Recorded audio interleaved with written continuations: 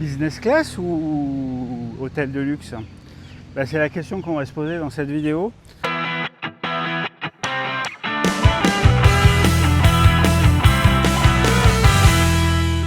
Alors je vous en parle parce que comme vous avez certainement dû le voir sur certaines de mes vidéos, je suis parti en voyage et effectivement on se faisait la réflexion avec ma femme de savoir ce qui était préférable entre choisir la business class avec des suppléments entre 2000 et 3000 euros en fait, suivant les compagnies, suivant les destinations, etc.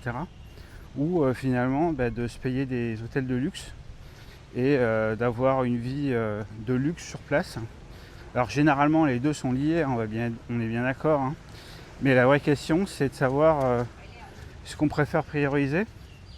Et clairement, moi je me dis, finalement ça dure que 11 heures, c'est quand même super rapide. Aujourd'hui, même en éco, vous avez des solutions pour faire vos check-in à l'avance, de juste avoir à déposer vos valises au comptoir et forcément ça enlève de l'avantage à la business class. Maintenant, soyons bien clairs, il y a quand même deux choses qui sont différentes. La business class, quand vous l'utilisez parce que vous allez travailler en arrivant sur place, et effectivement c'est mieux d'arriver reposé sur place que d'arriver complètement éclaté après un vol de 12 heures. Je l'ai fait et je sais de quoi je parle. C'est très compliqué, notamment parce que quand vous ne dormez pas dans l'avion, ce qui est mon cas, forcément 12 heures à attendre, c'est long. Et que voilà quoi, après faut enchaîner une journée. Et souvent en fait, et moi c'est ce que je conseille déjà à tous les membres de ma famille, et même j'ai un membre de ma famille qui a gagné beaucoup d'argent, et il me disait le seul avantage de la business class c'est réellement si tu dois aller bosser le lendemain, effectivement c'est mieux parce que tu arrives reposé, tu peux prendre une douche en arrivant à l'aéroport. Aujourd'hui les lounges sont accessibles pratiquement à tout le monde, moyennant entre 30 et 50 euros. Donc déjà ça met une barrière. Non, mais ce que je veux dire c'est que globalement, si on y réfléchit bien, c'est plus important de choisir en fait comment on dépense son argent. Et même en fait, j'aime pas trop casser des mythes, hein, mais même si vous avez un business, c'est pas parce que vous avez un business qu'il faut vous imposer la business class. Déjà parce que c'est extrêmement cher, ensuite parce que ça prend énormément de budget, et puis après il faut que aussi nous par exemple dans notre métier dans l'import-export, il faut aussi que le déplacement soit rentabilisé. Donc quand vous rajoutez 3000 euros sur un budget, la rentabilité forcément elle augmente. En fait elle baisse, pardon.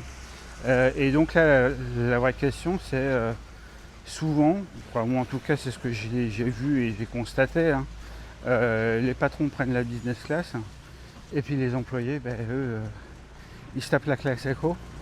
Donc faut aussi remettre tout ça en perspective et effectivement se dire que si vous arrivez le soir et que c'est pour aller vous coucher, la business class ça sert à rien.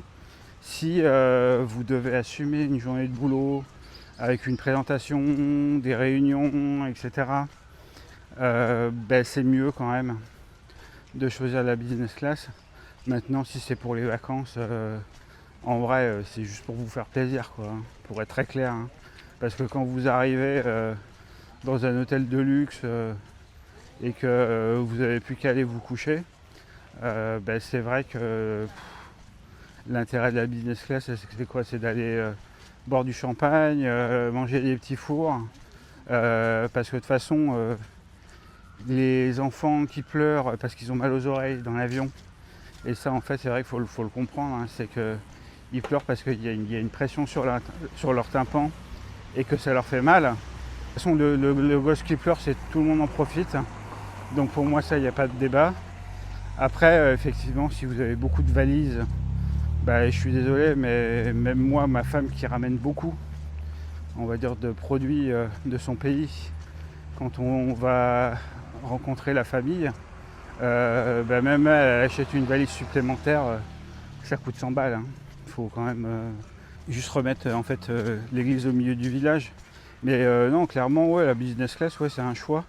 Mais personnellement, alors normalement, comme je disais en début de vidéo, l'un sans l'autre, ça fonctionne pas. Vous n'allez pas vous taper la business class et après aller dormir dans un hôtel 1 étoile.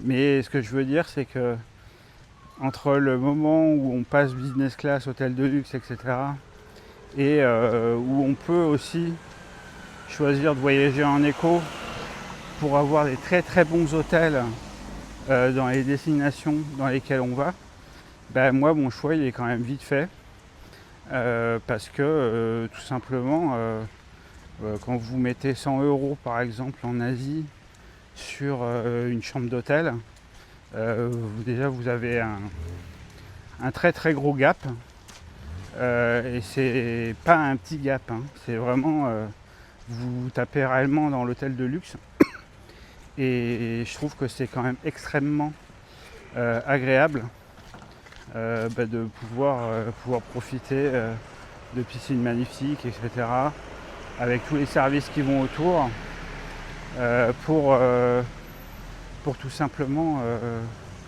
tout votre séjour, quoi. Quand vous partez quelque part pendant 10 jours, 15 jours, et que pendant 15 jours vous êtes dans un environnement qui est quand même plutôt relaxant, on va dire, hein, où vous êtes coucouné, etc.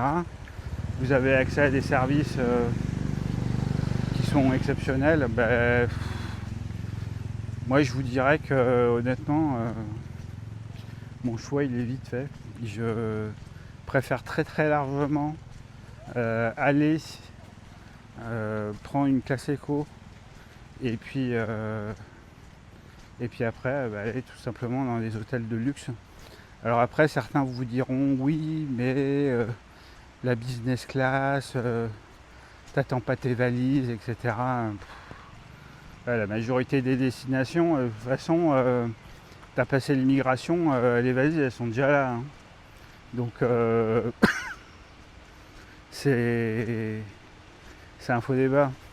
Après, c'est vrai qu'on mange mieux, il y a les salons, mais bon, maintenant, aujourd'hui, tout le monde peut accéder aux salons des aéroports moyennant 30 ou 50 €. C'est sûr que c'est plus agréable de dormir dans un lit pendant 12 heures et de se faire servir du champagne ou des petits fours. Mais bon, moi, franchement, je l'ai fait hein, sur Qatar Airways parce qu'à un moment, j'avais vraiment un statut un peu élevé. Et c'est sympa, mais franchement, je trouve que ça vaut pas le prix.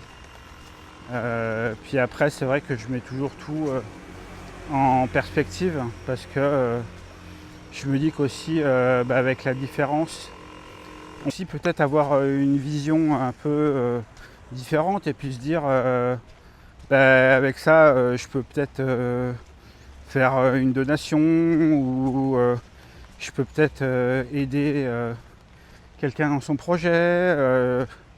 C'est bon, tout est un choix. Après, en fait, le vrai débat, c'est est-ce que tu es millionnaire ou pas, quoi. Mais voilà, quoi. Enfin bon, après, c'est juste une question de choix, une question de savoir ce que vous souhaitez faire de votre argent. Et après, n'oubliez pas que si vous êtes en France, vous avez l'administration fiscale. Hein, et les business class, ils n'aiment pas trop. Il faut vraiment que ce soit justifié. Et voilà quoi, c'est toujours pareil. Ils vont vous dire oui, c'est de l'abus de biens sociaux, machin, patati patata. Enfin bon, il y a toujours un truc. Mais bon, ça c'est en fait c'est pas le débat. Mais bon, donc le débat business class ou hôtel de luxe. Alors si c'est business class ou hôtel de luxe, moi c'est hôtel de luxe. Clairement. je vais pas je vais pas aller dans un hôtel on va dire moyenne gamme parce que je me suis payé la business class quoi. À choisir, franchement, à choisir entre les deux, le débat il est vraiment vite fini en fait, on va dire. Et donc je vous dis à bientôt pour une prochaine vidéo. En tout cas, merci de l'avoir suivi. Je vous souhaite une très bonne journée, une très bonne soirée ou une très bonne nuit. Et je vous dis à bientôt.